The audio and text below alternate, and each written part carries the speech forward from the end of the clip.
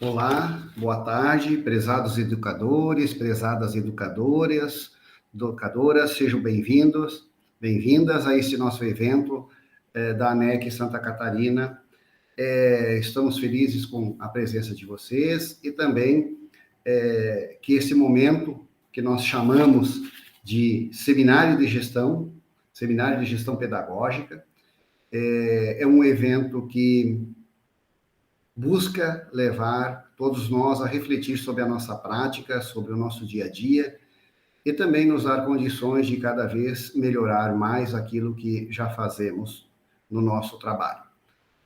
Nós vamos começar esse momento com uma espiritualização e convido o professor Gerson para conduzir este momento para a gente. Muito bem, obrigado Jairo Rambo, obrigado pela presença de todos, mais uma vez, boa tarde. Então, quero convidá-los e convidá-las para que nós façamos esse ritual de passagem para esse nosso encontro hoje, que será abrilhantado pelo professor Ivan, nos colocando, então, na presença de Deus, na presença do semelhante, trazendo as nossas intenções nesse dia, nesse encontro, e neste mês de agosto, esse mês dedicado às vocações que hoje se finaliza. Lembremos da nossa vocação ao amor, ao serviço, à acolhida, trazendo as intenções dos que aqui não estão conosco, daqueles que colaboram conosco na nossa missão de evangelizar através da educação, estando aqui presentes ou não.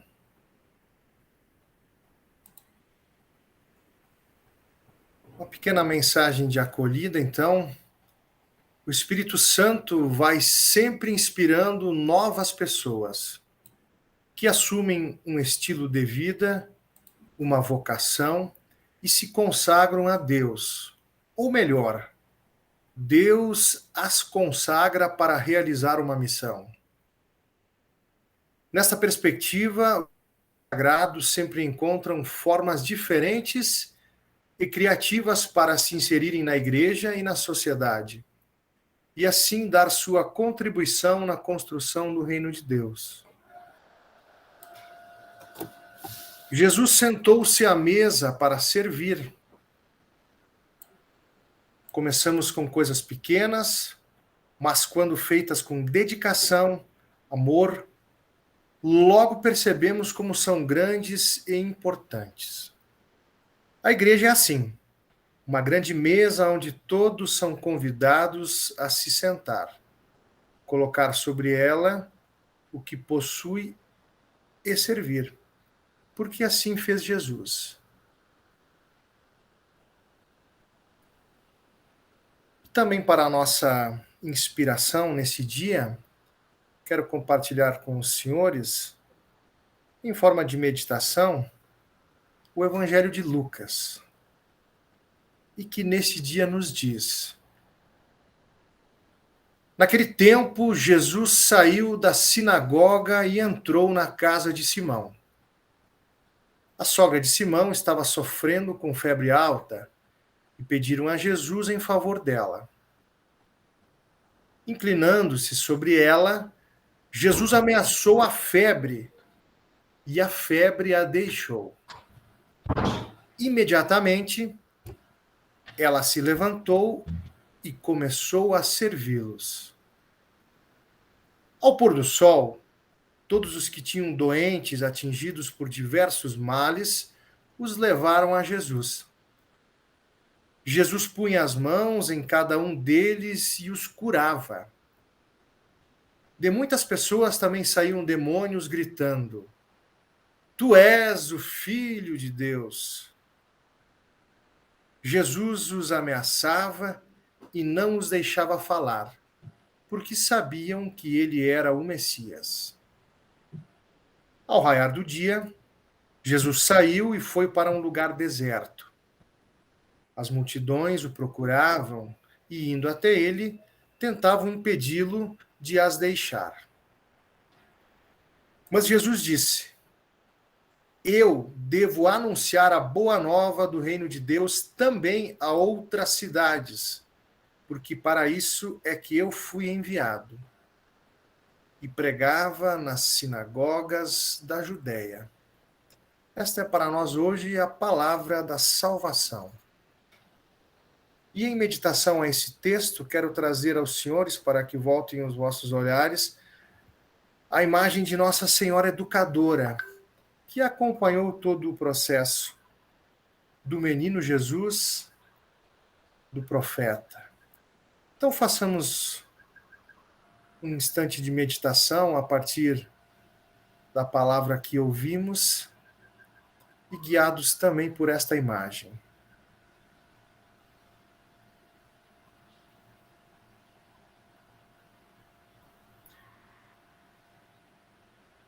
Nossa Senhora Educadora, rogai por nós. Que tenhamos uma boa tarde de trabalho.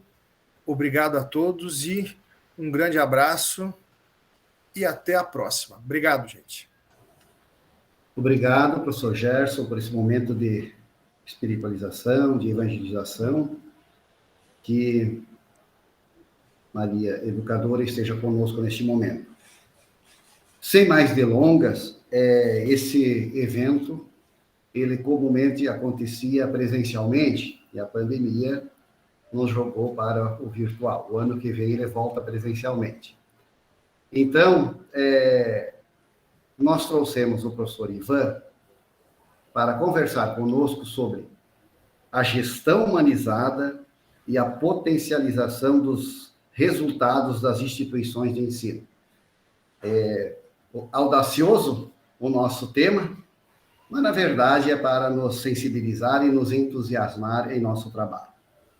O professor Ivan Cunha, que vem falar conosco, tem um currículo muito bacana e uma experiência mais maravilhosa ainda. O professor Ivan, ele é formado em liderança e inovação pelo MIT, é mestre pelo ITA, Instituto Tecnológico Aeronáutica, doutorando em educação pela PUC de São Paulo, possui MBA executivo em marketing pela FGV, é gerente de projetos, auditor de qualidade total, consultor empresarial há mais de 20 anos na implantação de estratégias corporativas em gestão de operações e especialista em gestão de pessoas. Exerceu a função de executivo de TI e de professor da PUC de São Paulo. Foi coordenador geral dos 45 cursos de pós-graduação da Universidade São Judas Tadeu por 10 anos, que fica em São Paulo. Professor titular dos cursos de administração de empresas da Fundação Armando Álvares Penteado, também em São Paulo, e implantou o primeiro curso de pós-graduação em gestão do terceiro setor do Brasil. O professor é escritor, diretor teatral, diretor de consultoria e estratégias corporativas da empresa que se chama Apoio Estratégico, que hoje atende mais de 1.000 escolas particulares em todo o país. Professor, seja bem-vindo. Aqui estamos para lhe ouvir e a palavra é sua. Muito obrigado. Gratidão, professor Jair. Obrigado pelo carinho, obrigado pela presença de todos vocês. E obrigado pela apresentação tão gentil. Nem precisava ter sido tão longa, viu, professor Jair? Mas eu acho que o principal ponto do meu currículo não foi dito. Que eu também, além disso, sou pai de 3 filhos. E a gente sabe que depois que a gente se torna pai, o nosso conceito de educação ainda fica mais interessante, porque meus filhos também estudam nas escolas particulares. Então você é profissional, mas também tem a visão como pai, né? Que tem uma expectativa aí quanto à educação.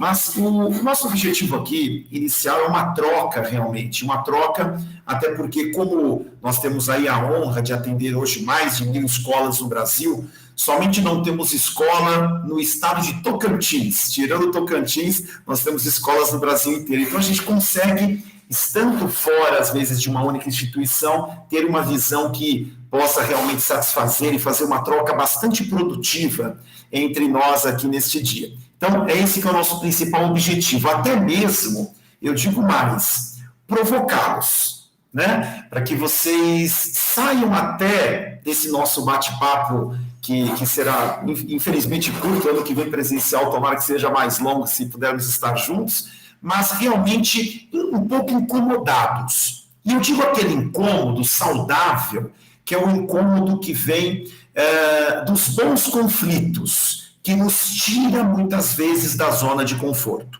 Isso é muito importante porque é uma tendência que nem mesmo, já que estamos falando de uma gestão humanizada, uma gestão que trabalha com liderança, com gestão de mudança, com pessoas, é importante deixar claro que não se trabalha uma gestão humanizada se não parte das suas lideranças, né? São os líderes que naturalmente desenvolvem os seus liderados, que estimulam, que têm esse trabalho que é um peso bastante grande de trabalhar não somente o que nós chamamos de hard skills, que são as competências técnicas, mas também os soft skills, que são as competências emocionais, desenvolvendo as pessoas. Aliás, é um trabalho lindíssimo, porque é um trabalho lindo, mas que muitas vezes na nossa correria dentro de escola, a gente até gostaria que não precisasse fazer, mas é função do líder desenvolver pessoas o tempo todo.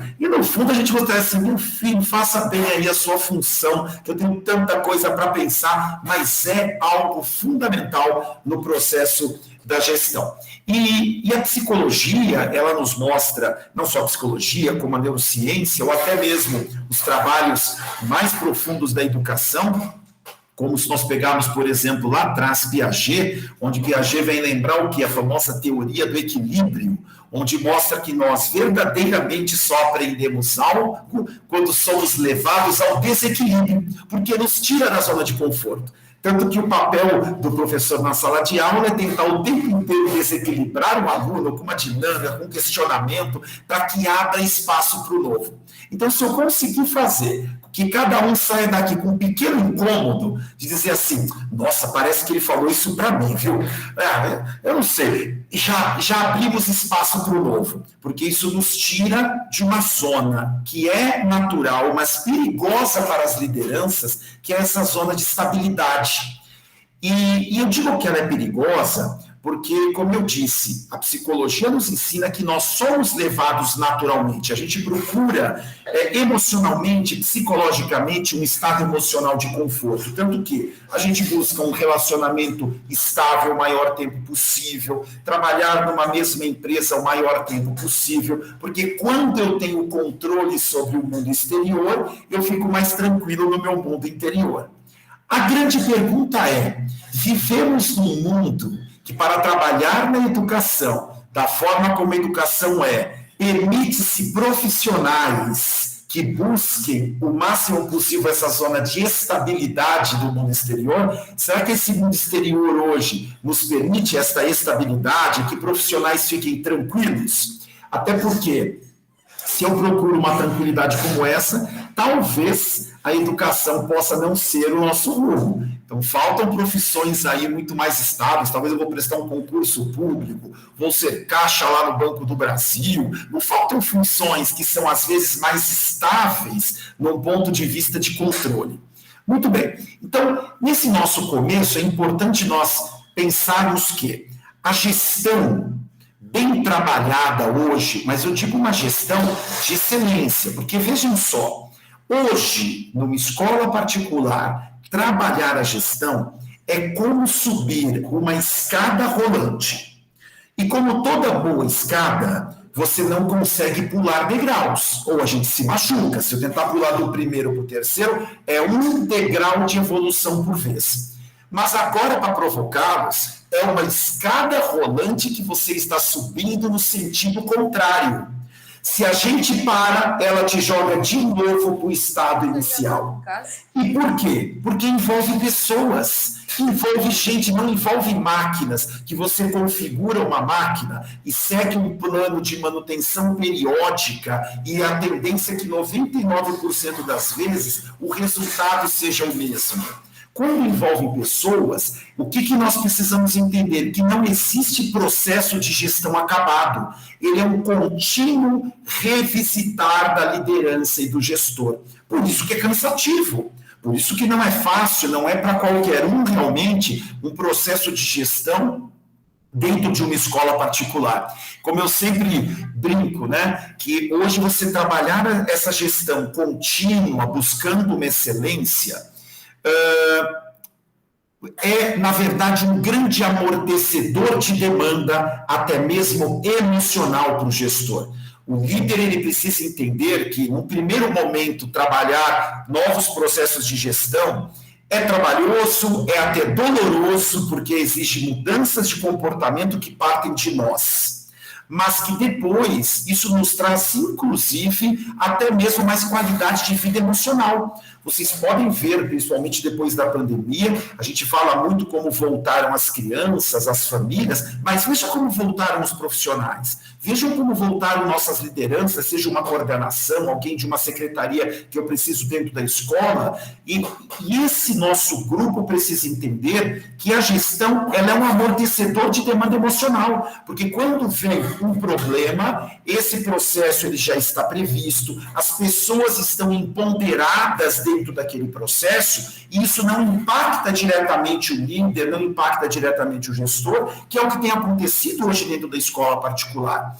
Eu estava num evento grande agora, a primeira semana de julho no Rio de Janeiro, com 600 gestores de escolas particulares, e lá eu fiz uma provocação que eu corri, naturalmente, até um risco de vida quando eu fiz a pergunta, mas eu assumi o risco, que eu perguntei assim para eles, eu disse, vocês sabem, dentro da escola particular hoje, quem menos trabalha?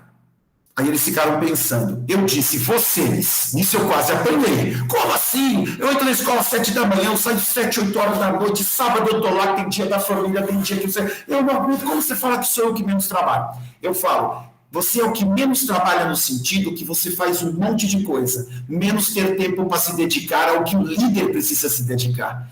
Porque são tantas coisinhas que eu não organizei em processos inteligentes, que eu não precisava fazer e que acabam impactando e tomando nosso tempo. E nós que trabalhamos a liderança da escola, não temos tempo para nos dedicar no que era verdadeiramente importante da nossa função, que é esse pensamento maior, esse pensamento organizacional, esse pensamento mais estratégico. Então, uma gestão qualificando-a, ela é um amortecedor de demanda emocional. Como eu sempre falo, não podemos, aquela famosa frase, não podemos mudar o passado, mas podemos estragar o futuro. Né?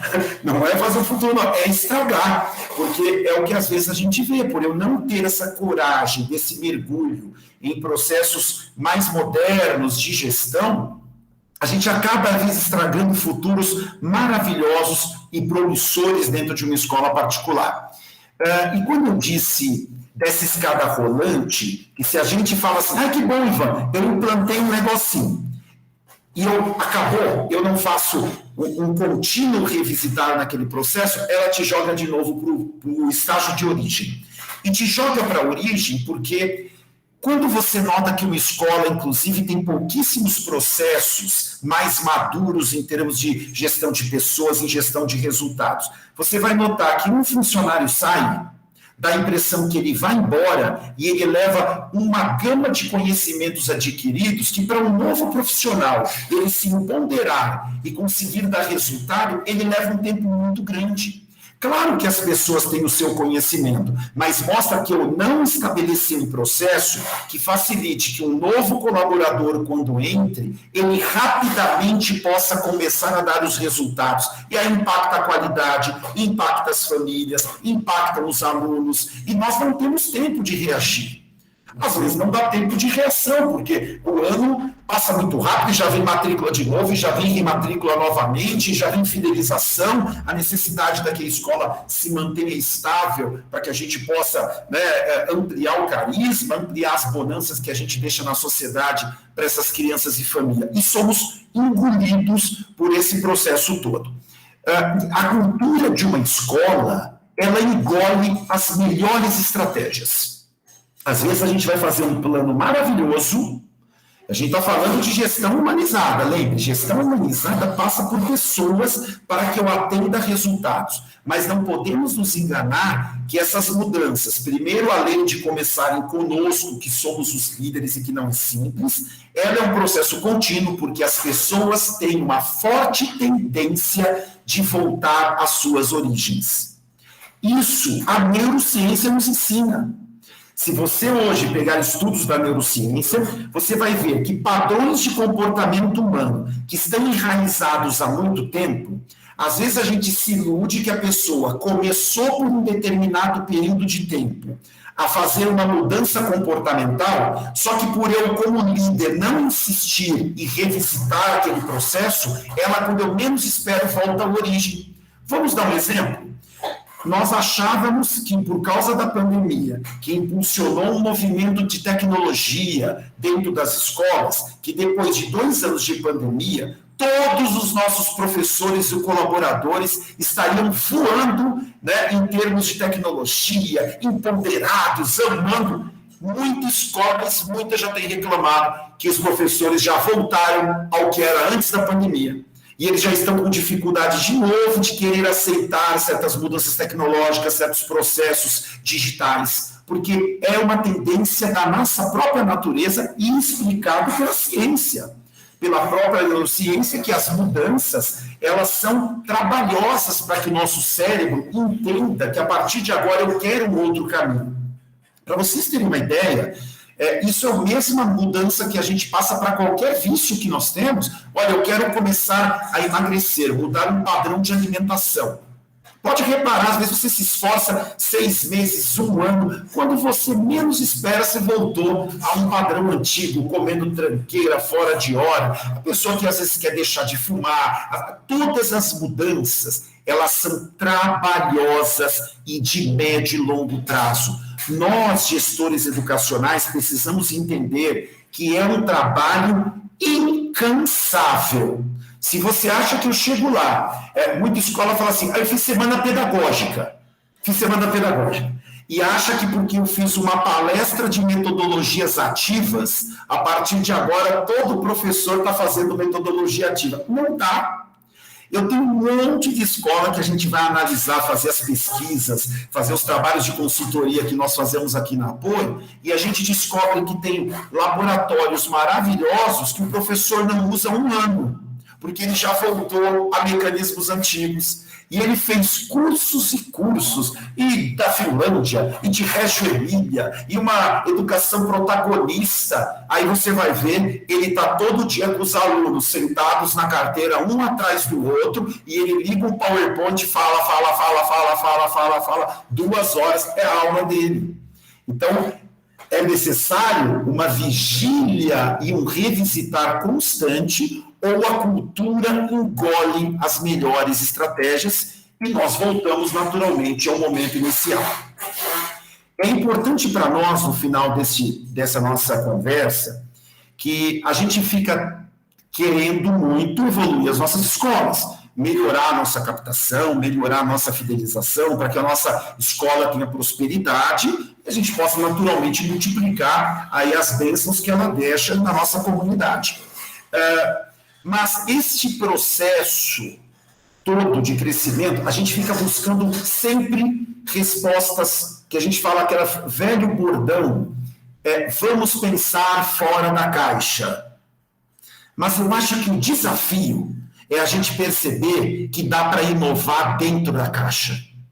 A gente fica buscando só respostas fora, quando muitos, acreditem, a gente tem 25 anos fazendo consultoria com mais de 1.000 escolas, 80, 90% dos problemas de uma escola dariam para resolver porque estão na mão dela, são problemas dentro da caixa. Mas a gente fica fazendo o pior tipo de gestão que tem, que é o que a gente chama de, quando eu não tenho bons processos, que é gestão pela concorrência. O pessoal procura apoio e fala assim, seu Ivan, eu acho que a gente precisa colocar robótica. Por quê? Porque está todo mundo colocando. Eu acho que eu tenho que colocar educação financeira, porque está todo mundo colocando. Eu acho que eu tenho que colocar bilíngue, porque está todo mundo colocando. Ok, o concorrente é uma das variáveis da gestão, Mas quando eu fico fazendo só gestão pela concorrência, mostra que eu não tenho um processo realmente estabelecido na minha escola. E eu fico simplesmente o estouro da boiada, da onde parece que corre todo mundo, eu corro junto. Isso não tem raiz dentro da escola. Eu fico procurando a solução para os meus problemas de crescimento, fidelização e captação de alunos para fortalecer a minha base na escola, fora, quando 80% está dentro da caixa. Estar dentro da caixa não é desculpa para não inovar. Nós podemos, pequenas coisas, pequenas mudanças, pequenas escutas que modificam processos, que empoderam processos, fazem um encantamento diferenciado, e é custo zero, ou às vezes custo baixíssimo, que você acaba tendo porque está na tua mão. Eu não preciso trazer um laboratório hiper plus lá de realidade virtual. Às vezes é legal, não estou dizendo que essas coisas não são importantes, mas quantas das nossas escolas não ficam procurando somente soluções fora da caixa? Aí viram aquela famosa árvore de Natal, a escola cheia de penduricários de produtos que não criaram raízes, porque para criar raiz envolve gestão de pessoas, envolve gente que transforme processos, comportamentos, que ele incorpore aquela mudança. E aí a única coisa que o papai e a mamãe conseguem ver depois de um ano é um boleto que aumentou a mensalidade, porque aquilo não criou raiz, não transformou, e ele já não nota mais diferencial nenhum naquilo. E aí nós temos hoje escolas que estão com a mensalidade altíssima, cheio de produtos, que o pai e a escola fica brava. Assim, mas se o pai não valoriza esse programa bilíngue, mas será que a culpa é dele? Ou será que nós não incorporamos na nossa gestão de pessoas uma mudança de comportamento de uma escola bilíngue? Perceberam? Técnica e ferramenta não é nada se eu não tiver pessoas que incorporem aquela transformação, que ela entenda que aquele produto, que aquela ferramenta, que aquela técnica, para que ela surta o efeito que eu espero, ela precisa que ele veja e também atenda ao mundo de uma maneira diferente. Eu quero aproveitar, então, para mostrar para vocês a complexidade que está hoje o mundo da educação, para que a gente saia daqui profundamente até incomodados, perceber que ou a gente coloca as nossas escolas em um caminho de um entendimento que onde a gestão de pessoas hoje é a grande ferramenta de sobrevivência, ou a gente vai ficar sempre rateando, dá um passo para frente, dois para trás, aí dá dois para frente, mais um para trás. Vamos entender um pouquinho desse cenário. Vou provocá-los com algumas questões. Bom, primeira coisa, não precisa nem dizer. Se nós pegarmos aí até o começo da década de 80, nós tínhamos em torno de 12 mil a 13 mil escolas particulares no Brasil. Hoje nós temos em torno de 40 mil escolas particulares. Então, 30 anos depois, a gente saiu de 12, 13 mil para praticamente 40 mil escolas. Então, nós temos uma concorrência grande, vasta e, cuidado, cada dia mais competente. E uma concorrência cada dia mais competente, porque nós estamos tendo a seguinte mudança no cenário educacional. Nós estamos tendo agora, de 2015 para cá, a Apoio tem medido isso, uma nova geração que está assumindo escolas, que eram escolas que já tinham 15, 20, 25, 30 anos, que o papai e a mamãe cansaram, o filho cresceu, e esse filho fez uma boa faculdade. Então, nós estamos tendo uma geração enorme de novos gestores que não necessariamente nasceram naquele sonho inicial da pedagogia, né? Da pessoa que fez a pedagogia, nasceu com um sonho, colocou a plaquinha escola na garagem da vovó, e aquilo começou a crescer, a irmã que veio, que montou na comunidade, aquele padre que veio. Estamos com uma geração nova, e essa geração nova já vem com um olhar gestor muito diferenciado. Pra vocês terem uma ideia, só nos últimos 6, 7 anos, nós acompanhamos aqui mais de 300 escolas nossas que passam com apoio, que estavam na mudança da fase de gestão, que é uma área que a gente até tem que ajuda as escolas, chama de sucessão né, que pode ser, no caso das escolas católicas, quando nós até ajudamos a escolher a sucessão até de leigos, né, que você reestrutura, muitas escolas católicas colocam o leigo em algumas posições, no caso da escola particular padrão, que é quando o filho começa a assumir a escola, gente, mais de 300 escolas nos últimos 5 anos, nós tivemos uma geração nova que já vem com outro olhar gestor. Então, veja, temos uma concorrência grande, uma concorrência cada vez mais profissionalizada. Olha, veja só, a ponto de você ter uma consultoria como a nossa, com mais de 1.100 escolas que nos procuram. E outras que a gente às vezes não consegue atender por demanda. Então, veja como mudou. Até mesmo a escola procurando consultorias que antigamente ela procurava no máximo uma contabilidade para prestar conta com o governo, porque ela quer profissionalizar, ela quer um outro olhar gestor. Ainda por cima, além de uma concorrência muito grande, nós tínhamos na década de 80 uma média de 3,2, 3,3 filhos por família, e hoje temos uma média aproximada no Brasil de 1,6. Então, já é outro cenário, já bem menos crianças, né, nascendo aí como nós tínhamos antigamente. E isso quer dizer que a educação hoje é um ambiente de competitividade insalubre? Não.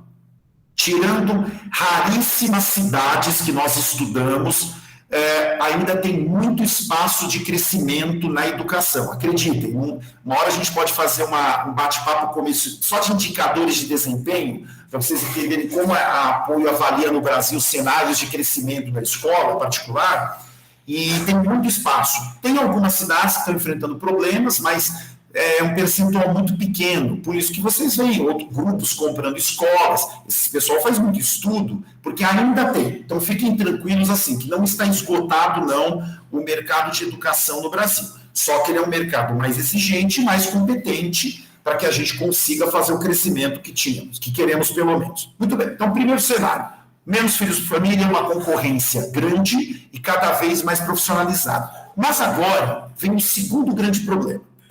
Vamos pegar como se fosse aqui, primeiro ano lá da sala de aula do curso de administração de empresas. A grande diferença entre cliente e consumidor. Vamos lá. Quem é o cliente? Cliente é quem paga por um produto e serviço. Quem é o consumidor? Como diz o nome, é quem consome. Então, se eu e o professor Jairo, nós saímos aí para jantar, o Ivan pagar e comer, eu sou cliente e consumidor ao mesmo tempo. Tudo bem até aí? Cliente e consumidor. Na escola, quem é o cliente? A família, o papai e a mamãe, que é ele que paga pelo produto ou serviço. Quem é o consumidor? A criança. Essa diferença, antigamente na educação, não fazia diferença, porque o DNA de uma escola, ela foi constituída para educar a criança.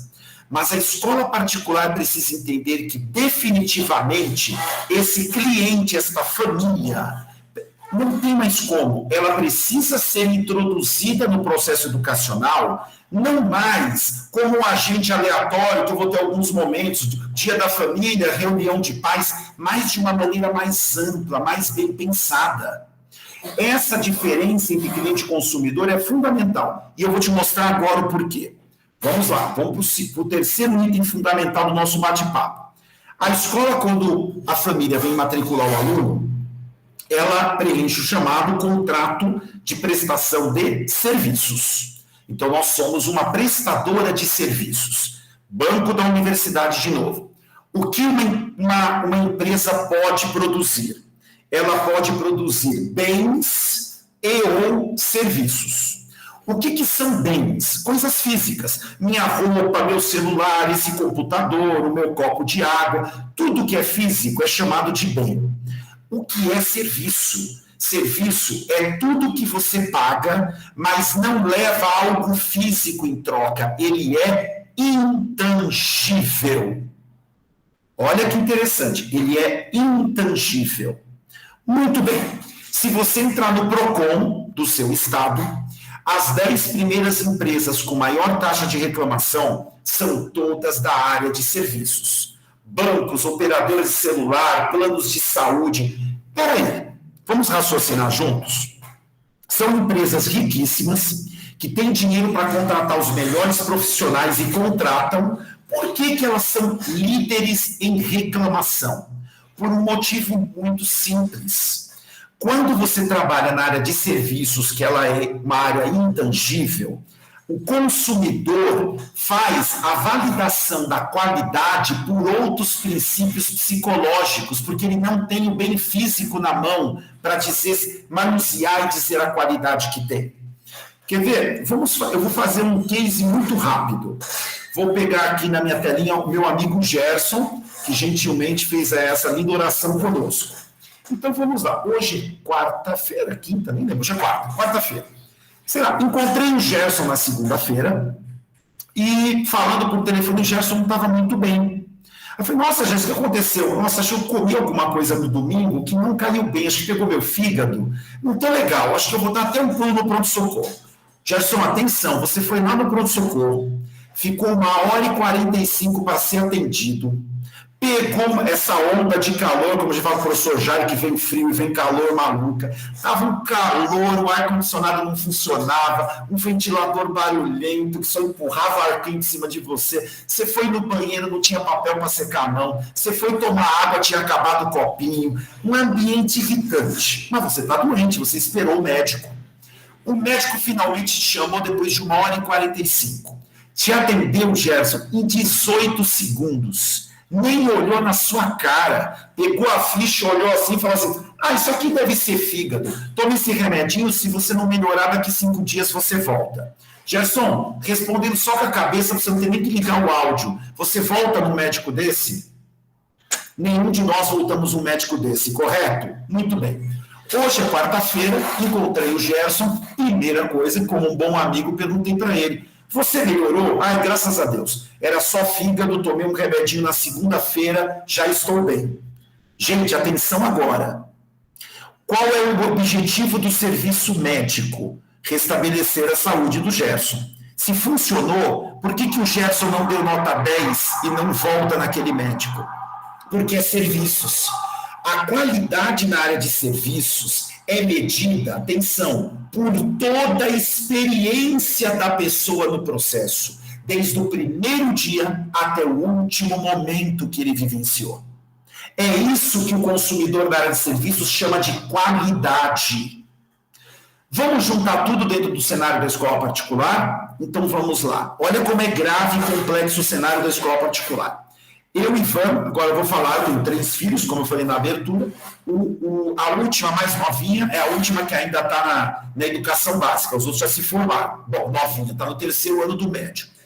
Eu, como bom pai, novo ensino médio, daqui a pouco eu vou para casa, né, no final da tarde, vou chegar e vou falar assim para minha filha, oi filha, tudo bem? Ela vai, tudo bem. Como é que foi a escola hoje? Quero participar, né? Sou um bom pai, como é que foi a escola hoje? Legal. Tá, filha, mas novo ensino médio, você ficou lá 6 horas na escola hoje foi quase 7 horas de aula lá. Como é que foi? Conta, pai. Não sei. Filha, mas foi legal? Legal. Por quê? É normal, o jovem não consegue também materializar algo tão intangível que ele vivenciou por 5, 6, 7 horas. Se coloque no meu papel de pai. Vamos juntar tudo. Eu que assino o cheque, e não é uma escola barata, que tem impacto pesado no meu orçamento. Quem recebe o serviço não sou eu, o cliente, é o meu filho consumidor, e ele praticamente não verbaliza. Mas eu vejo o check-in de R$2.000 chegar todo mês para eu pagar. Ou seja, o primeiro dia que eu ligar na escola e pedir para falar com a coordenadora, e a coordenadora esqueceu e não retornou a minha ligação, eu vou pensar 2 vezes se vale a pena eu rematricular meu filho nessa escola. Porque tudo que eu tenho como referência é o atendimento que eu tive e um filho que pouco verbaliza. Isso é normal de qualquer criança. Imagina o pai da educação infantil que chega o boleto para pagar todo mês e tudo que ele vê é o filho com uma árvore pintada. Pintei uma árvore, papai. Meu Deus, por esse cheque que eu tenho que pagar aqui, por esses 800, esses R$1.000 aqui, essa árvore. Vocês entenderam? Olha como é importante que a escola incorpore de vez a família com processos de gestão que materializem a educação durante todo o processo, continuamente para esse pai. Onde eu rastreio, que eu chamo aqui de momentos da verdade, todos os principais processos que têm contato dos meus colaboradores com essa família, para que esses processos sejam geridos com altíssima qualidade, porque eu sei que o Ivan só vai ter como referência de qualidade o porteiro que estava com cara mal-humorada, a moça da recepção que não estava na posição dela da maneira correta, a coordenadora que esqueceu de me retornar a ligação, a pessoa que deixou o ambiente sujo na hora equivocada. Veja, vocês também, como eu, somos consumidores, e na área de serviço é esse conjunto que nós olhamos. Então, eu preciso trazer definitivamente a família para dentro. Essa família, eu ter esses processos que o Ivan pai tem contato, porque é onde o Ivan vai tirar como referência de qualidade, muito bem monitorados com os meus profissionais que vão trabalhar, a educação no pedagógico, com processos de contínua materialização da riqueza educacional, para ele perceber que a minha robótica está funcionando, que o bilíngue está funcionando, que a educação financeira está funcionando, todos aqueles que a gente chamou de penduricários que estão ali. Agora, como fazer isso sem pessoas? Perceberam que por trás disso, a base da pirâmide para uma escola funcionar são pessoas. É a nossa equipe, são as pessoas que estão no dia a dia. Não dá para eu fazer uma gestão de eficiência hoje na educação sem eu trabalhar isso. Pense o seguinte, todas as nossas famílias são seres humanos. Todos os nossos funcionários e colaboradores são seres humanos. Todos os parceiros e fornecedores são seres humanos. Todas as empresas são compostas por seres humanos. Portanto, se a gente não entende de seres humanos, a gente não entende de escola, não entende de negócio.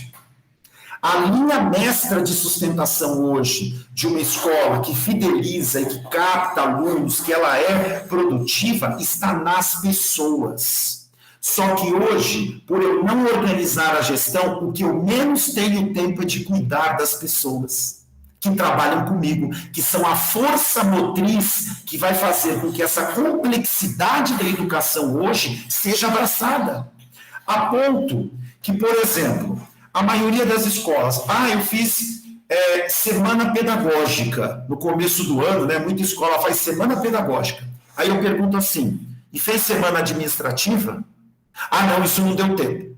Não, pedagógico ainda tem uma tensãozinha, né, maior no dia a dia. Mas eu esqueço que todo esse outro time que é responsável por fazer a máquina motriz da escola funcionar, hoje, na educação atual, não de 20, 30 anos atrás, ela é tão importante quanto o professor na sala de aula.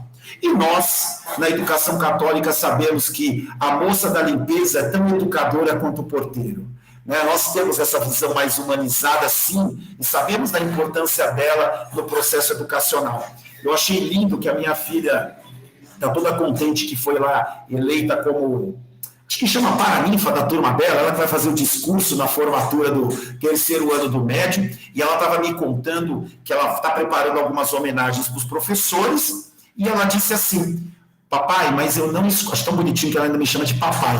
Mesmo tendo para fazer 16 anos chama de papai. Papai, eu não quero esquecer daqueles educadores ocultos da minha escola, que são as tias da limpeza, da cantina, da biblioteca. Eu falei, boa filha, é isso aí. Então percebam que esse time hoje, ele é uma força motriz tão importante para os nossos alunos, mas fundamental nesse processo de fidelização. Onde eu tenho um ambiente complexo, onde a família, devido a uma concorrência altíssima, cobra da escola, ela quer sentir também todo um processo de acolhimento. E hoje as nossas escolas até fazem algumas coisas, mas são, sabe, ações muito isoladas, muito pontuais, que você percebe que aquilo não foi incorporado definitivamente no DNA, na missão, onde o calendário pedagógico já inclui a família sendo transpassada o tempo todo. Mas a gente faz um momento, mas é isolado demais. Não é o objetivo desse encontro, mas eu poderia dar aqui uns 30 exemplos de ações muito inteligentes, de materialização para a família do processo educacional, que a família fala, nossa, que bacana, você viu que legal? Porque, gente, não pensa bem. Uma família que hoje visitar a sua escola para fazer matrícula para o ano que vem, você vai dizer para mim que numa visita de 30, 40 minutos, ela é capaz de dizer que a gente tem qualidade? Mas nem um profissional formado que fica 2 meses aqui estudando, né, para que as crianças aprenderem ritmos diferentes, em processos diferentes, vai conseguir dizer, é difícil. Como é que uma família às vezes visita 30 minutos? Nossa, essa escola é boa, né? Sabe por quê? Porque ela comprou a experiência do encantamento que você deu. Não tem como saber de 30, 40 minutos que uma escola é boa. Até porque qualquer concorrente minimamente preparado, a primeira coisa que ele fala para o papai ou para a mamãe é: a nossa escola é uma das melhores da região. Alguém é louco de falar que não tem qualidade?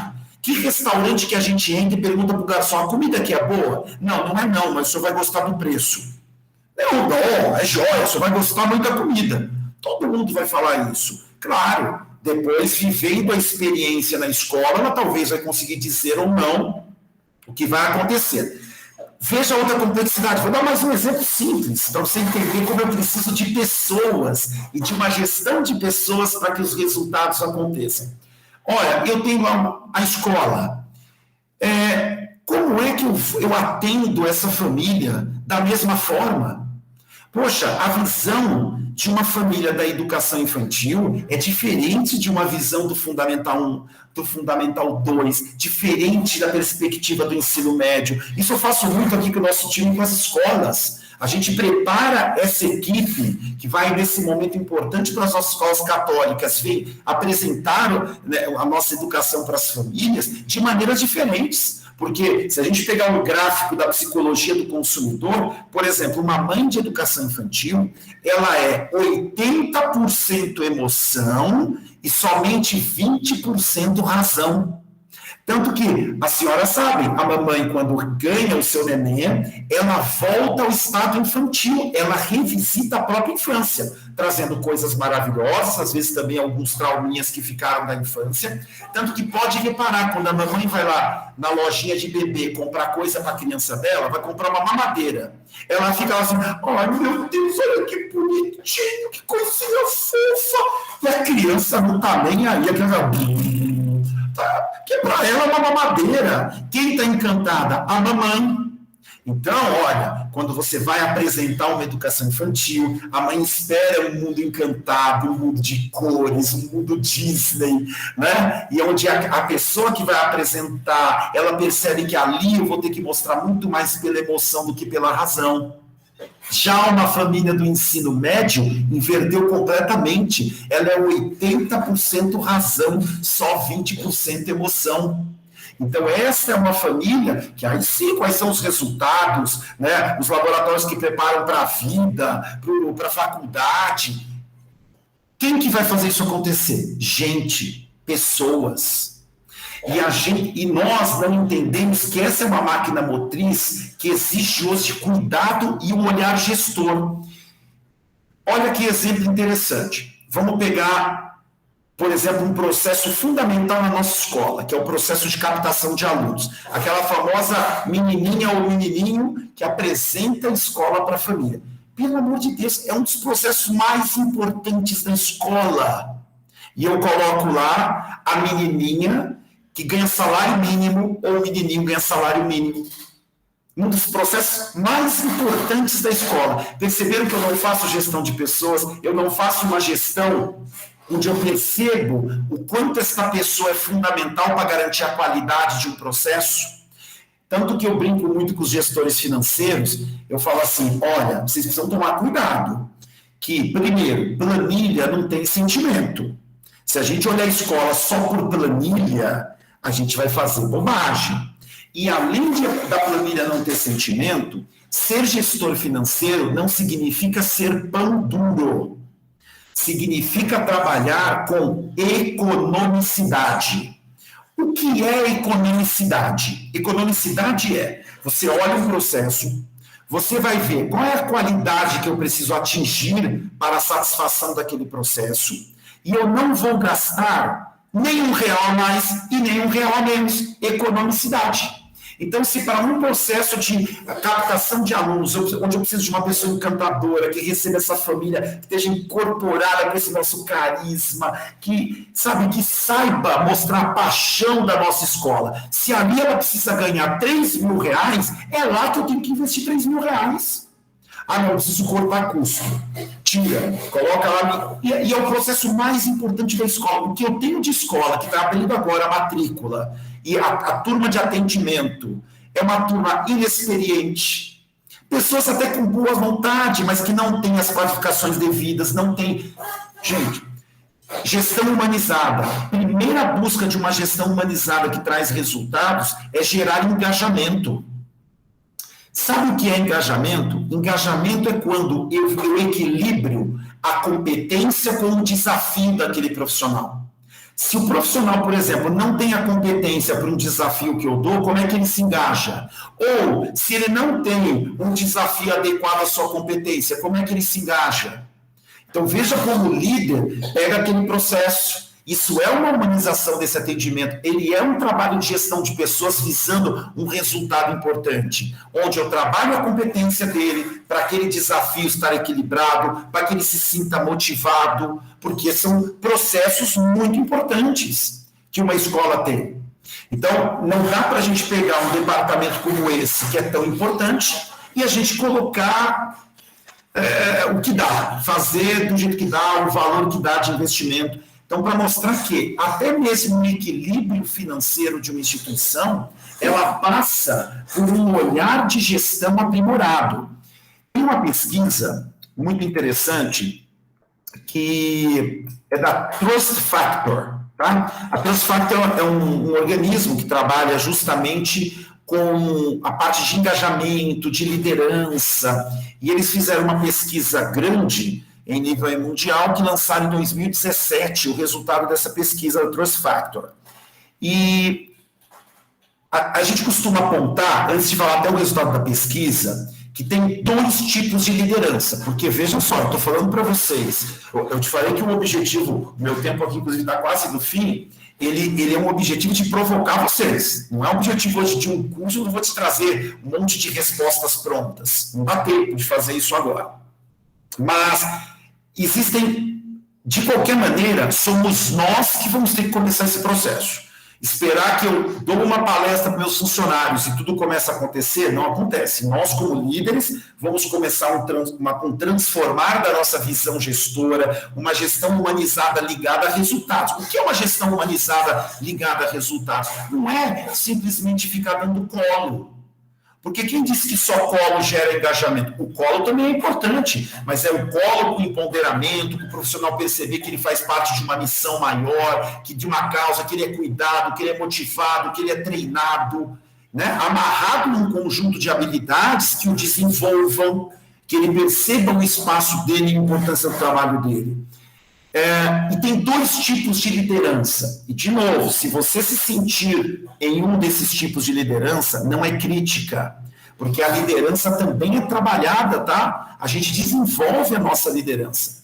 Existe o que a gente chama do líder dissonante, para trabalhar essa gestão de pessoas. O que é um líder dissonante? É um líder que geralmente tem distância emocional da equipe. O medo até como estratégia de gestão. E ele tenta, muitas vezes, usar motivadores externos, como dinheiro, premiação, né, se você atingir uma meta. Isso é um péssimo modelo, porque ele gera desconfiança e a gente sabe que o medo caminha junto com a desconfiança. Então, a pessoa na correria mantém distância emocional. E tem hora que eu entendo as nossas... Está todo mundo muito cansado. A gente fala, meu Deus... Lá vem o professor com problema de novo. Meu Deus, lá vem aquele menino com problema de novo. Mas faz parte do nosso trabalho. Entendam. De uma vez por todas. Isso é o nosso trabalho hoje. Fazer a gestão dos colaboradores. Ontem, eu recebi ligação de uma escola, é muito interessante, que é uma líder, que a gente trabalha com ela já há 14 anos na consultoria. Ela já caminhou muito, mas ainda tem alguns degraus, porque é uma luta contra a sua própria natureza. E ela me liga e fala assim, eu estou no dentista com a minha filha, mas eu posso desabafar? Eu falo, pode. O que aconteceu? Ivan, como que eu faço com uma coordenadora que é bipolar? Que agora ela está bem, agora ela está irritada, agora está mal, aí eu tenho que chamar na minha sala, ia conversar com ela. Aí eu conversei com ela e falei assim, olha, ela traz bons resultados? Sim. Ela é competente? Sim. A bipolaridade dela torna o ambiente insalubre, distancia as equipes? Não, não chega a tanto. Trata mal as famílias, os alunos? Não, isso ela consegue isolar. Falei, então, é o seu trabalho acolhê-la e desenvolver esse lado dela. Mas eu tenho que ficar fazendo isso? Tenho. Você é a diretora da unidade, faz parte do nosso trabalho. Aí eu desafiei ela assim, se hoje ela pedir demissão, te causa um transtorno? Eu falo, nossa, não quero nem pensar nisso. Tá vendo? Ela não é uma máquina. Se ela é uma pessoa importante para o seu time, para a sua equipe, para a sua instituição, faz parte do seu trabalho. Mas o líder dissonante, devido ao cansaço do dia a dia, se puder, ele deixa o profissional longe, né? A gente busca desenvolver o líder ressonante. O líder ressonante é o líder que tem empatia, que ele cria estratégias para fortalecer a relação, motiva as pessoas com motivadores intrínsecos, com propósitos, promovem o engajamento das pessoas. Dá trabalho? Dá. Lembra que eu falei que a gente faz tanta coisa no dia a dia que a gente fala, meu Deus, além disso tem que ficar dando colo para esses marmanjos? Tem. As lideranças das escolas estão tão cansadas que elas não querem mais, às vezes, atender nem as famílias. Mas lá vem aquelas mães chatas. Olha, se a gente estivesse fazendo aqui um bate-papo, a gente faz uma série de palestras sobre inovação e criatividade, vocês sabem que o primeiro bloqueador da inovação e da criatividade é o não e a crítica. Então, olha como estão os nossos professores e funcionários, somente depois da pandemia. Ai, vocês viram aqueles alunos, como eles estão? Ai, você viu aquelas famílias? Meu Deus, só dele, se eu colocasse os leitores neuroniais, é muito interessante na neurociência. Quando a pessoa recebe a informação, ela coloca primeiro o não e a crítica, o caminho do cérebro é um. Quando ela exerce uma escuta verdadeira, o caminho é outro. Então, a gente tem na nossa educação assim, não, a escuta ativa para nós é muito importante. A maioria dos nossos colaboradores não escutam, só ouvem. Ouvir não é escutar. E é um dos trabalhos duros do líder desenvolver no seu time. Como eu gosto muito quando o Rubem Alves dizia, já é falecido, ele dizia assim, que tá cheio por aí de curso de oratória, ninguém faz um curso de escutatória, né? E a gente precisava aprender realmente o que é escuta ativa, porque nós, educadores, a gente tem termos muito bonitos, que é chique falar, né? Metodologias ativas, protagonismo, escuta, mas na prática, se a gente for avaliar na prática, se a gente exercer 10% das palavras bonitas no dia a dia, às vezes é muito, porque a gente está enraizado práticas ainda antiquadas no coraçãozinho, no dia a dia. Por exemplo, a própria empatia. A própria empatia que faz parte da gestão humanizada. A maioria das pessoas interpretam errado. Eu vou terminar aqui, tá? Porque eu já estou me empolgando, se meu tempo já estourou. Mas é que é legal conversar com vocês. Por exemplo, empatia. A empatia, aquela coisa bem livro de autoajuda, é se colocar no lugar do outro. Está errado. É impossível me colocar no seu lugar, é impossível sentir a sua dor, a dor é única, a vivência é sua, a experiência é sua. A verdadeira empatia parte do respeito à dor do outro. Aí sim. Então, assim, eu sou incapaz de sentir a dor do meu amigo Gerson, mas eu respeito. Aí eu estou aberto para uma escuta verdadeira. E não assim, você viu como voltou o Gerson da pandemia? Aí, Gerson, eu peguei você, desculpa, você viu como é seu primeiro nome que está aparecendo aqui, tu deu o Gerson aqui. Vou usar o professor Jair também. Você viu como o professor Jair voltou? Meu Deus, não. Cadê a verdadeira empatia? Porque a dor dele, para mim, é pequena. Mas para ele é gigante. Talvez a minha dor, para ele também é pequena, mas para mim é gigante. Então, a verdadeira empatia... Veja como os nossos profissionais estão bloqueados.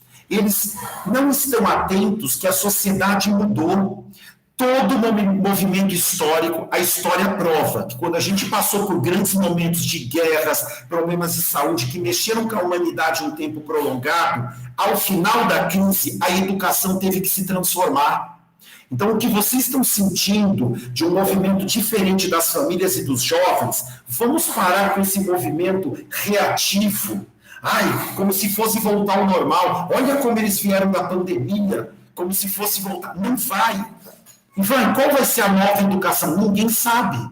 Mas a gente, como uma educação que já tem valores, que trabalha isso na essência, tem condição de talvez serem as primeiras a entender que, com uma escuta verdadeira, o que aquela mamãe está falando é um grito de dor.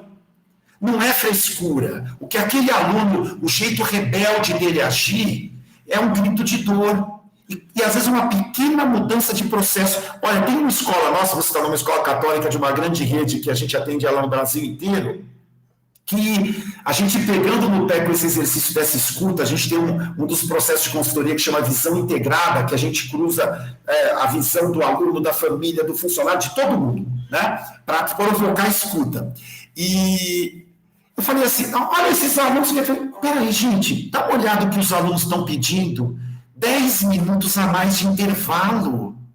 Por que vocês estão tão reativos? Os meninos não estão pedindo laboratório da NASA. Eles estão falando assim, tio, a gente voltou dessa pandemia aqui, a gente fica na fila da cantina, quando acabou de pegar o lanche, é a hora de voltar, dá para ter mais 10 minutos para eu conversar com meus amigos? Gente, um educador que não sabe a importância da socialização. Eu tenho escola que é obrigando eles a exercer escuta, eles estavam tão bloqueados. Olha, os meninos estão pedindo mais aula de educação física. Ah, mas o esporte não é importante. Aonde? Que faculdade que você fez que o esporte não dá para você amarrar projetos lindos no desenvolvimento humano, de socialização, valores éticos e morais? Sabe, a gente está com a escuta bloqueada. A gente está falando de uma gestão humanizada, precisamos despertar os nossos profissionais para que eles entendam que se nós não despertarmos e não tivermos processos de gerência sobre os nossos profissionais, nós vamos ter cada vez mais dificuldade na fidelização e na captação. E aí a escola não entende. Gente, mas eu me dedico tanto na qualidade pedagógica e eu não consigo segurar o número de alunos que é aceitável na métrica educacional. Eu não consigo fazer uma captação, eu tenho tantas visitas, e aí o que começa a vir na cabeça dos gestores? Tudo é o preço. Tudo é mensalidade. E talvez seja, sabe por quê? Porque é a única referência que o pai tem. Porque eu não entendi que hoje a educação está muito além do conteúdo na sala de aula. Até porque, gente, vou encerrar por aí, vou dar um exemplo particular. Os meus filhos estudavam antes numa outra grande escola aqui de São Paulo, não estavam felizes, né? Eles não estavam. A minha filha, que sempre era a melhor aluna, chorava para ir para a escola. Não tem nada que deixe um pai mais transtornado do que você ver que seus filhos não estão felizes numa escola. Aí mexe com você. Mas quando eu tirei os meus filhos dessa grande escola para esta outra, que eles terminaram o ciclo, minha última filha está terminando agora, a diretora, por coincidência, era colega minha de PUC de São Paulo. Eu era professor da PUC, né, da graduação, agora não estou mais na graduação, e ela também era professora. Me chamou, até meio assim indignada, né? Você é meu colega de PUC. Como é que você vai tirar os alunos dessa nossa escola, que é uma das 3 melhores de resultado do Enem, de São Paulo? Como é que você vai tirar? Aí eu disse para ela assim, olha, você me desculpa, eu quero que meus filhos estejam felizes. Se eu posso pagar a sua escola, depois eu pago um bom cursinho de 1 ano e eles vão entrar nas mesmas boas faculdades. E tem lógica ou não tem?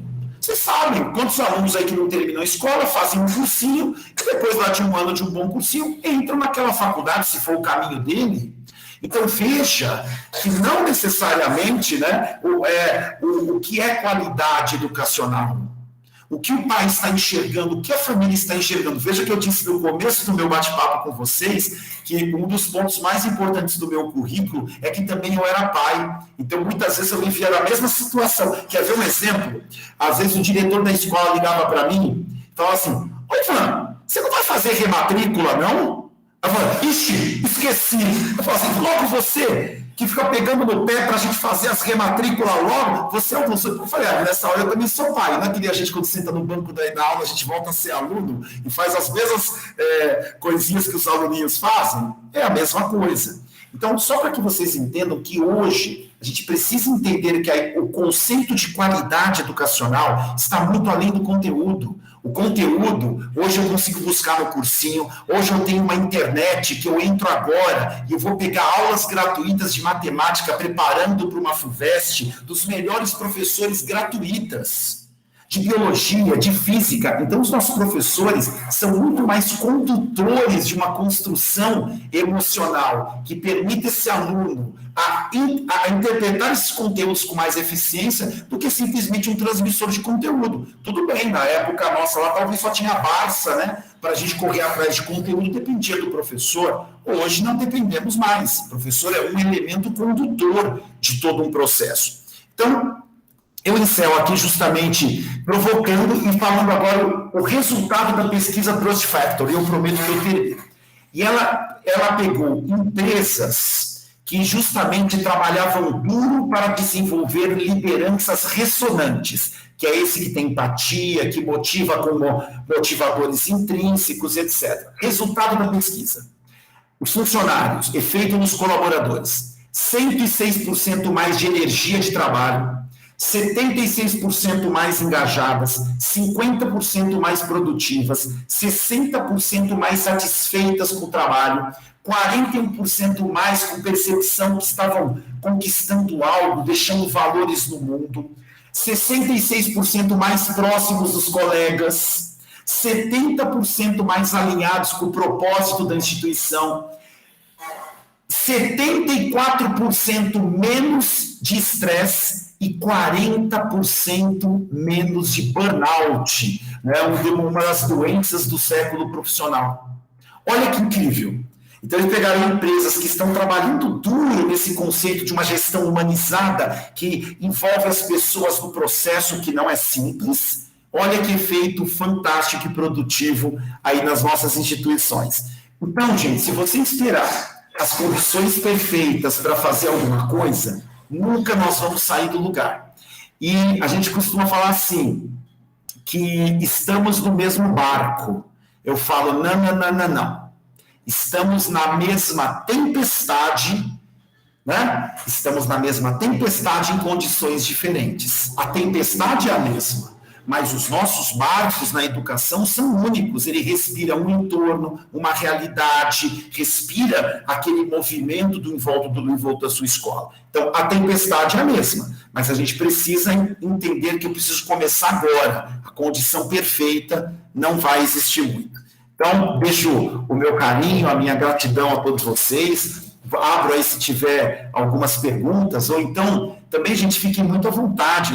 Se quiserem falar comigo pessoalmente, mandar um WhatsApp para tirar as dúvidas, a pessoa fica meio envergonhada, né? Pode fazer a pergunta que eu fico à disposição de vocês, tá bom? Eu passo aqui para o meu colega, o professor Jairo, que vai dar continuidade, e fica a minha gratidão por vocês estarem aqui dedicando o seu tempo para nós essa tarde, viu? Muito obrigado. Obrigado, professor Ivan. Quem vai conduzir esse momento, se tivermos perguntas, é a Natália, lá da NEC. Natália. Ivan Marie. Eu vou passar a palavra já para a Ivan Marie, mas a Natália que vai conduzir. Não, eu acho que é uma abordagem muito interessante, provocou bastante, sim. Gostaria só de comentar, assim, como o professor Ivan coloca, parece que o diretor tem que ser o suprassumo, assim, né? Mas é bom a gente reconhecer com humildade que a gente tem também as suas vulnerabilidades e nem sempre a gente está 100% para a escuta, para os atendimentos, para as solicitações, né?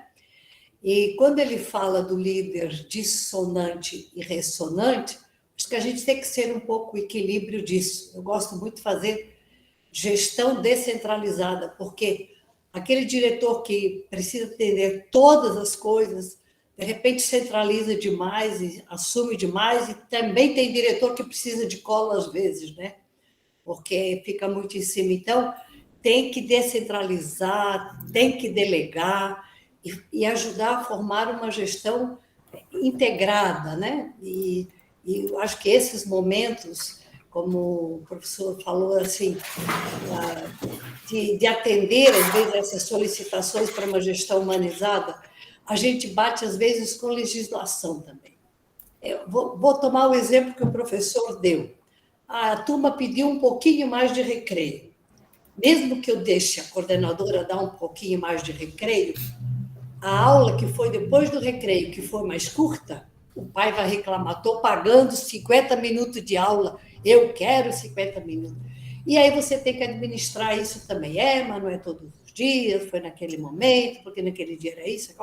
Então, assim, tem coisas da gestão que poderiam nos, talvez, tornar mais humanizante e não fazemos porque batemos também com exigências da parte dos clientes, que querem um serviço integral. Né? Às vezes nós temos, por exemplo, eventos na escola que tomam. Hoje, por exemplo, nós estamos celebrando o dia do nascimento de Maria Montessori aqui, fizemos o Dia da Paz. Eu já tenho reclamações pelas aulas que não houve, né? Então, tem essas coisas assim, mas esse componente da paz é um valor, meu Deus do céu, né? Então, tem famílias que te apoiam, tem aquelas que marretam sempre, né? E são conteudistas, né? Que querem o conteúdo, né? Embora se sabe, né? Principalmente nós, as escolas católicas e particulares, sabe que o aluno hoje tem outros meios para achar aquilo e não precisamos assim, prestar atenção nessas minúcias, mas tem aqueles pais que ficam ali exigindo aquilo ali. Então, esse é o dilema, às vezes, de fazer. Você pode ter a compreensão, mas tem sempre o oposto daqueles que não têm aquela compreensão, e isso também vem e perturba o ambiente. Aí sim, aí tem que entrar de novo. Um diretor que catalisa as atenções do grupo e bota o equilíbrio, vamos refletir, como é que vamos fazer, né? Não é fácil mesmo. É um processo, é muito complicado, mas tem saída, assim, claro que não existe um mundo perfeito, né? E a gente realmente nunca vai também conseguir agradar a todos, mas dá para minimizar muitos problemas. A gente não resolve, mas minimiza, o processo gestor minimiza. Exemplo, quando nós temos questões como essa, que às vezes você faz um dia para comemoração X como montessoriana, e qual foi talvez a nossa falha? Eu não ter um processo que materializasse isso de antecedência para a família, para mostrar que pedagogicamente... famílias, né? E que aquilo tinha um olhar pedagógico. Quer ver? Olha, nós fizemos uma revolução interessante em algumas escolas. As senhoras e os senhores sabem bem o sofrimento que foi na pandemia, em especial nas aulas online com os pequenininhos da educação infantil. Né? Onde você fala assim, meu Deus, não tem como fazer com esse menino de 3, 4 anos aqui, o que eu vou fazer com essa criança? Nós pegamos um conjunto de escolas e falamos assim, vocês vão aproveitar a melhor oportunidade que a educação infantil teve na vida. Como assim? Eu explico. Gente, não tem segmento mais difícil de mostrar o quanto a gente trabalha duro como a educação infantil, porque a mãe não entende que às vezes um joguinho, que uma música, ela acha que somos cuidadores. Tá lá, fica lá o dia inteiro pintando árvore, dançando e pulando. Aí eu falei assim, então o que nós vamos fazer? Você, professora da educação infantil, que sabe que a criança de 3 a 4 anos está obrigatoriamente com a mamãe e o papai do lado, você vai abrir em 5 minutos explicando tecnicamente o motivo da dinâmica que você vai fazer. Foi incrível, porque elas não imaginavam que aquela dinâmica ia mexer com a capacidade psicomotora, tinha isso. Você vai fazer como se fosse uma microaula de 5 minutos. Então, as escolas, são inclusive 5 escolas que a gente pegou como teste, que a gente falou, vai ser um bom laboratório. Elas cresceram a massa de educação infantil, mesmo no primeiro ano de pandemia.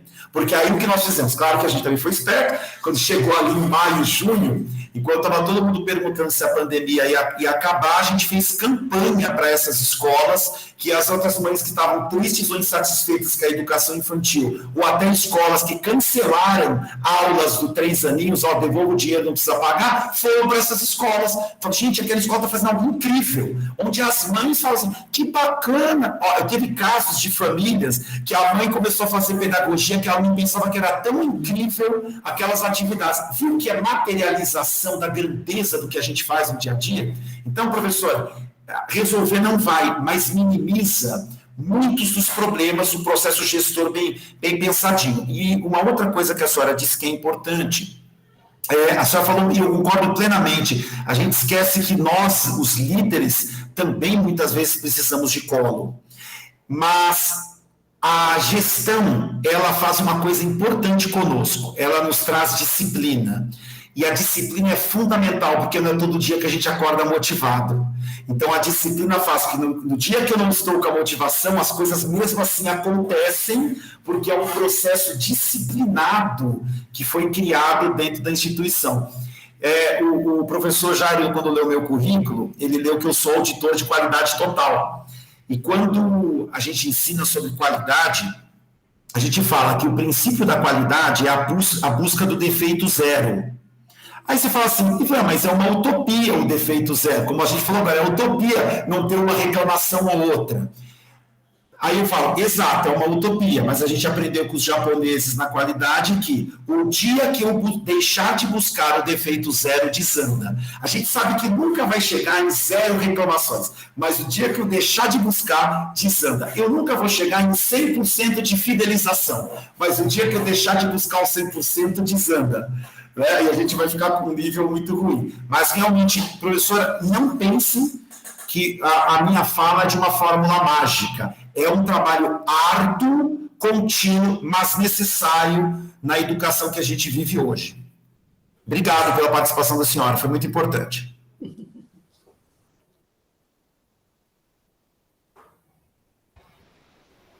Depois fiquem à vontade, eu deixei aí meu WhatsApp, quiser mandar pergunta em off, a gente responde, a gente está aí para ajudar vocês no que for necessário, tá bom? Mais alguém? Mais alguma interação? Natália, tomei seu lugar, Natália. Pois é, professor, a gente teve uma pergunta aqui no chat só. O pessoal está perguntando se os dados da pesquisa, professor Ivan, a pesquisa pode ser socializada, onde que ela está disponível? Pode. Eu vou fazer o seguinte. Não dá. Eu pensei que eu estava aqui no outro ambiente. Eu vou colocar só. Está autorizado o meu compartilhamento de tela? Tá sim, professor. Porque aí vocês podem fazer aquele famoso print screen nessa tela aqui, que tem inclusive o ano da pesquisa com os principais resultados. Vou compartilhar agora, quer ver? Vamos lá. Então, compartilhando aí o famoso print screen. Vamos lá, compartilhar. Pronto. Vocês estão vendo o meu mouse mexer? Então, né? Então tá bom. Vou colocar a telinha do slide, tá? Aí vocês podem bater a fotinho, Tá vendo? Pesquisa Trust Factor, que está aqui embaixo, 2017, tem até alguns resultados a mais aí que eu acabei não lendo. Se vocês procurarem no Instituto Trust Factor, eles têm várias pesquisas nessa área de recursos humanos e gestão de pessoas, tá? É um instituto aí bastante famoso nos trabalhos que eles desenvolvem, que, aliás, bem interessante. Os trabalhos nossos, claro, tem que adaptar para o nosso ambiente educacional, né? Mas tem bastante coisa significativa aí, tá bom? Acho que já deu para ajudar. E depois também, eu consegui bater o print screen, não funcionou, manda o WhatsApp, eu te mando a cópia do slide no WhatsApp, pronto, tá resolvido também. Pessoal, mais alguma pergunta? Professor, enquanto o professor Ivan está aqui disponível para nós? Acho que não. Professor Jairo, acho que a gente pode, então, ir para os encaminhamentos. Então, gratidão, viu, gente? Obrigado aí pelo carinho de vocês, obrigado pelo convite aí da ANEC, é uma alegria, contem sempre comigo, obrigado pelo carinho aí da apresentação do Jairo, Davi, a Natália, o Gerson, tanta gente que trabalha tanto aí para as coisas acontecerem. Gratidão e obrigado a todos vocês, até a próxima, tá bom? Professor Ivan, obrigado, professor. Eu vou citar algumas falas do senhor ali que eu anotei, que para minha experiência foi importante. Função do líder é desenvolver pessoas. Isso é importante. Eu sempre falo, separar, você já está indo para trás. E você diz assim, separar, desce um degrau. É isso aí mesmo, né? E, mais importante, não existe processo acabado. Se a gente não começar, também não acaba, mas também não acaba nunca. É intermitente, é importante isso. E um dado bastante bacana que 80% a 90% dos problemas, o senhor falou da escola, estão na caixinha da escola, estão na mão da escola. A